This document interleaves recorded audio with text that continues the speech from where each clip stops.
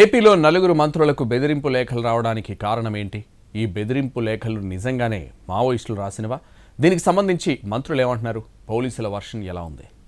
తాకట్టులోని బంగారాన్ని విడిపించి ఆ రోజున మార్కెట్ ధర కట్టి మిగిలిన డబ్బును మీకు అందిస్తుంది కొమ్మూరి గోల్డ్. ఏపీలో నలుగురు మంత్రులకు బెదిరింపు లేఖలు వచ్చాయి. మంత్రులు అనగాని సత్యప్రసాద్, సత్యకుమార్, కొల్లు రవీంద్ర, కందుల దుర్గేష్ ను టార్గెట్ చేశారు.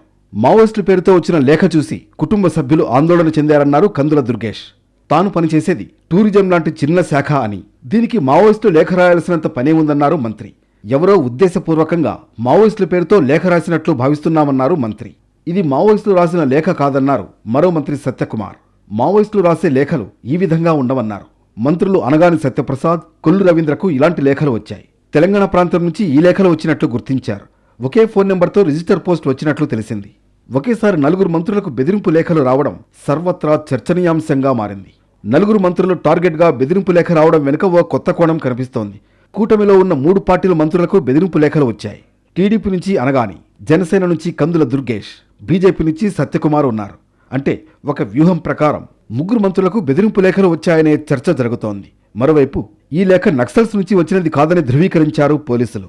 ఇక ఈ నలుగురు మంత్రుల విషయంలో ప్రభుత్వం ప్రత్యేక దృష్టి పెట్టింది. భద్రతా చర్యలు కూడా చేపట్టింది.